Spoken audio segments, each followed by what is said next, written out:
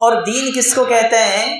دین ہے زندگی گزارنے کا جو طریقہ ہے۔ ایک انسان کس طریقے سے اپنی زندگی گزارے، بچپن سے لے کر موت تک جتنے اس کے مسائل ہیں، وہ کس طریقے سے اپنے مسائل کو حل کرے، کس طریقے سے اپنے مسائل کا سامنا کرے، کس طریقے سے وہ زندگی گزارے، یہ تمام طریقے جو ہوتے ہیں ان کو دین کہا جاتا ہے۔ تو اللہ تبارک و تعالیٰ فرماتے ہیں کہ دین صرف اور صرف اللہ تبارک و تعالیٰ کے نزدیک اسلام ہے۔ شریعت اسلامیہ کے اندر جو طریقے، جو زندگی گزارنے کے خطوط اللہ تبارک و تعالیٰ نے ہمارے سامنے رکھے ہیں، بس وہی اللہ کے یہاں مقبول ہے۔ اس کے سوا اگر کوئی شخص کسی دوسرے طریقے سے زندگی گزارنے کی کوشش کرے گا، اللہ تبارک و تعالیٰ فرماتے ہیں فَلَن يُقْبَلَ مِنْهُ، ہرگز اللہ تبارک و تعالیٰ اس کو قبول نہیں فرمائیں گے، چاہے ظاہری اعتبار سے وہ کتنا بھی خوبصورت ہو۔ اس لیے کہ دین جو ہے وہ ہماری خواہشات کا نام نہیں ہے، دین نام ہے اللہ تبارک و تعالیٰ کے احکامات کا، دین نام ہے رسول پاک صلی اللہ علیہ وسلم کے طریقوں کا، آپ کی سنتوں کا۔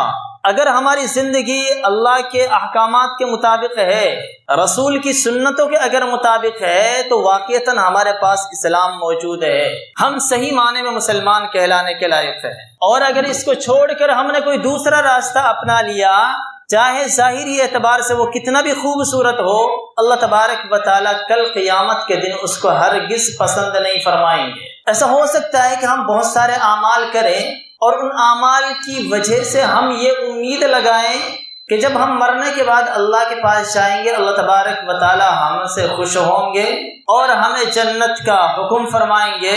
ایسا ہرگز نہیں ہوگا۔ رسول کو بھیجا ہی اس وجہ سے جاتا ہے تاکہ وہ لوگوں کو دین سمجھائیں، آ کر زندگی کے گزارنے کا طریقہ سکھائیں۔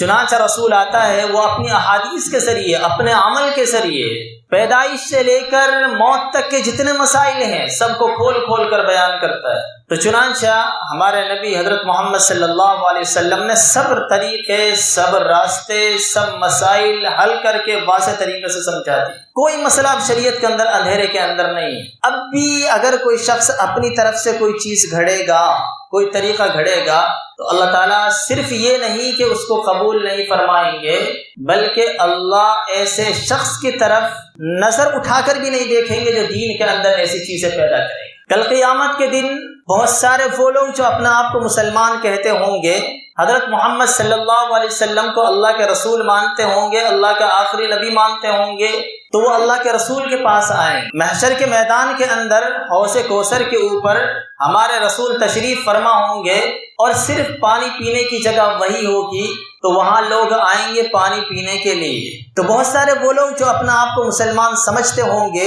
وہ بھی آئیں گے، لیکن فرشتے ان کو روک دیں گے۔ اللہ کے رسول فرمائیں گے کہ یہ تو میرے محبت کرنے والے ہیں، یہ تو مجھے چاہنے والے ہیں، یہ تو مسلمان ہیں، ان کو آنے دیجیے، ان کو پانی پینے دیجیے۔ لیکن فرشتے یہ کہتے ہوئے منع کر دیں گے کہ آپ کو پتہ نہیں کہ آپ کے انتقال کے بعد ان لوگوں نے کیا کیا نئی چیزیں ایجاد کی۔ تب اللہ کے رسول ان لوگوں سے چہرہ پھیر لے۔ کتنی اہمیت ہے اس کی۔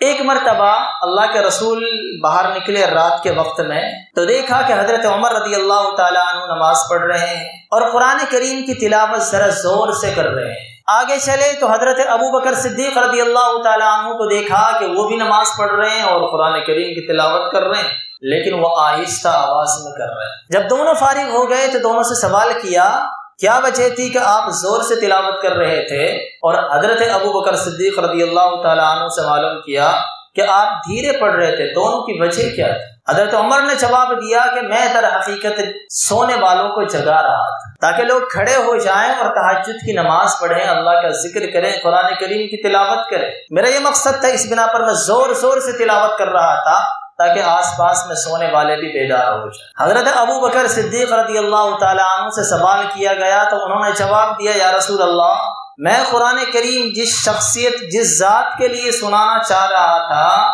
وہ ذات میرا قرآن سن رہی تھی، اگرچہ میں آہستہ آواز میں پڑھ رہا تھا، اس بنا پر میں نے زور سے پڑھنے کو ضروری نہیں سمجھا۔ اللہ کے رسول نے فرمایا کہ دونوں کا طریقہ صحیح نہیں ہے۔ صحیح یہ ہے کہ معتدل آواز کے ساتھ قرآن کریم کو پڑھا جائے، نہ زیادہ زور سے نہ زیادہ دھیر۔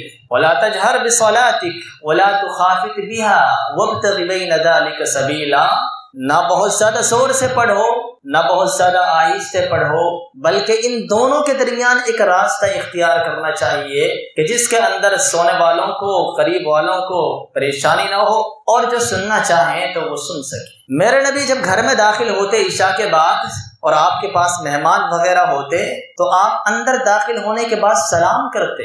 سنت ہے کہ جب گھر میں داخل ہوں تو سلام کریں، لیکن آپ اس انداز سے سلام کرتے کہ اگر کوئی شخص بیدار ہوتا وہ آپ کی آواز کو سنتا اور آپ کو جواب دیتا، لیکن اگر کوئی شخص سوتا ہوتا تو اس کی نیند میں خلل نہیں پڑتا تھا آپ کے سلام کرنے کے۔ اس سے معلوم ہوتا ہے کہ دین کس چیز کا نام ہے۔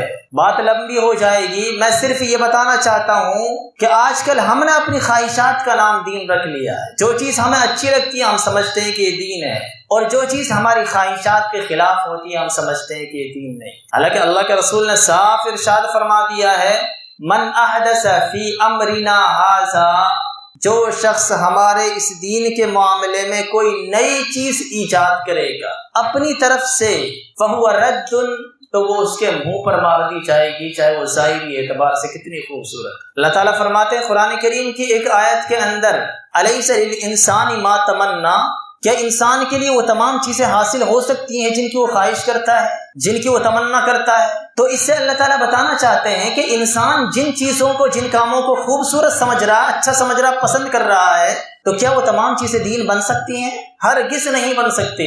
ایک عربی کا شاعر کہتا ہے، ما کل ما یتمنى المرء یدرکہ، ہر وہ چیز جس کو انسان پسند کرتا ہے اس کو حاصل نہیں کر سکتا۔ کتنی ہی مرتبہ ایسا ہوتا ہے، تجری الریاح بما لا تشتہی السفن، کہ ہوائیں چلتی ہیں اس سمت میں جس سمت میں ہم اپنی کشتی کو نہیں چلانا چاہتے۔